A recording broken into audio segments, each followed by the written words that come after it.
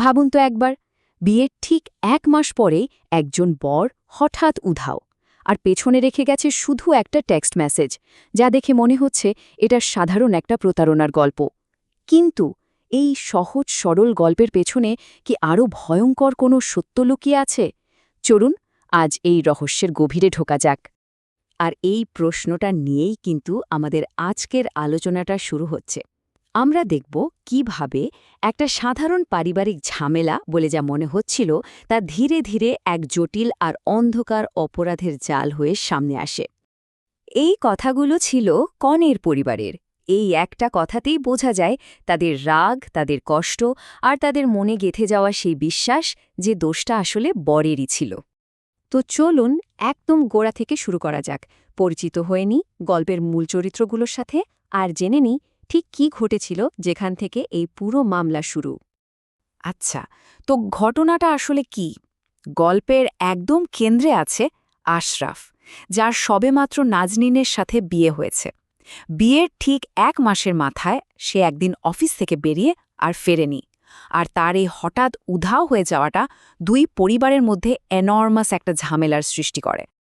আশরাফ যখন নিখোঁজ হল, তখন যে গল্পটা সামনে এলো সেটা ছিল খুবই সোজাসাপটা, এতটাই সহজ যে পুলিশ থেকে শুরু করে সবাই প্রায় বিনা প্রশ্নে সেটা মেনে নিয়েছিল। এই সেই মেসেজ যেটা নাকি আশরাফের ফোন থেকে পাঠানো হয়েছিল, আর এই একটা মেসেজে হয়ে ওঠে পুরো পলাতক স্বামীর গল্পের মূল ভিত্তি। তদন্তকে একরকম একদিকেই ঠেলে দেয় এই মেসেজটা। মানে এই একটা মেসেজ থেকেই দেখুন পুরো একটা কাহিনী তৈরি হয়ে গেল।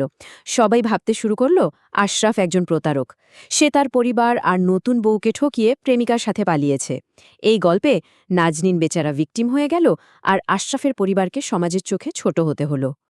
কিন্তু আশরাফের বাবা মা, তারা কিছুতেই এই গল্পটা মানতে পারছিলেন না। তারা বলছিলেন তাদের ছেলে এমন কাজ করতেই পারে না। আর তাদের এই অবিশ্বাস থেকেই সবাই যে গল্পটা মেনে নিয়েছিল, তাতে প্রথম ফাটলটা ধরে।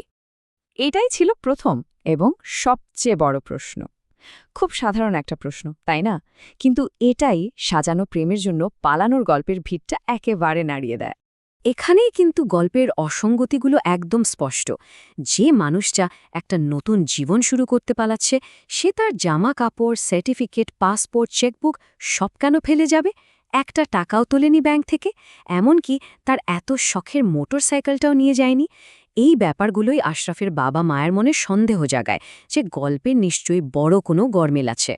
আশরাফের বন্ধুরা কি বলছে? তারা বলছে ছেলেটা ছিল লাজুক, সৎ, খুব সেন্সিটিভ। তাদের কাছে এই অভিযোগগুলো ছিল অবিশ্বাস্য।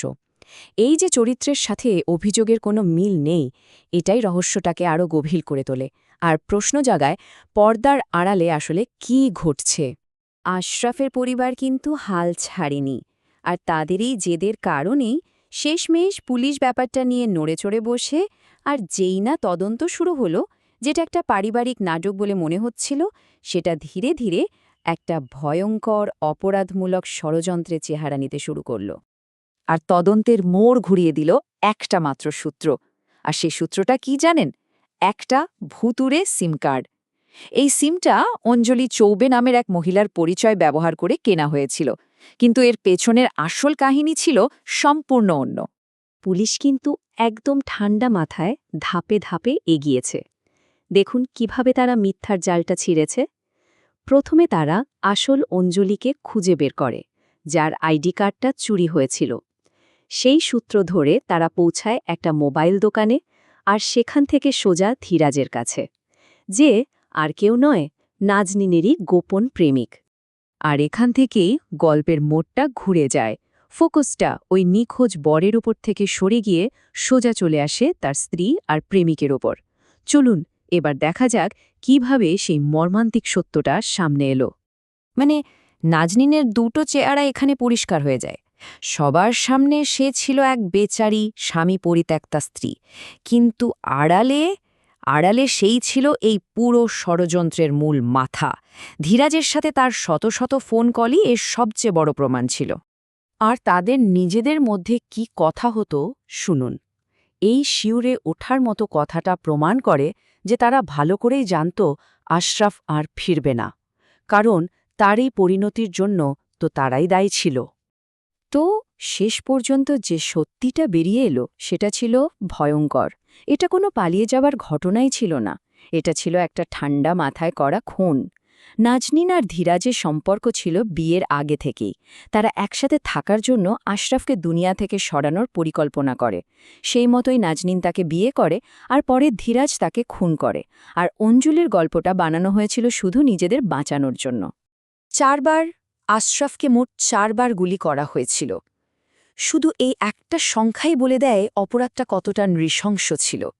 পুরো ঘটনাটা তো জানা গেল, কিন্তু একটা প্রশ্ন ঠিকই থেকে যায়, কিভাবে একসাথে থাকার একটা ইচ্ছা কাউকে এতটা নিচে নামাতে পারে যে তারা একটা ঠান্ডা মাথার খুনের পরিকল্পনা করে ফেলে?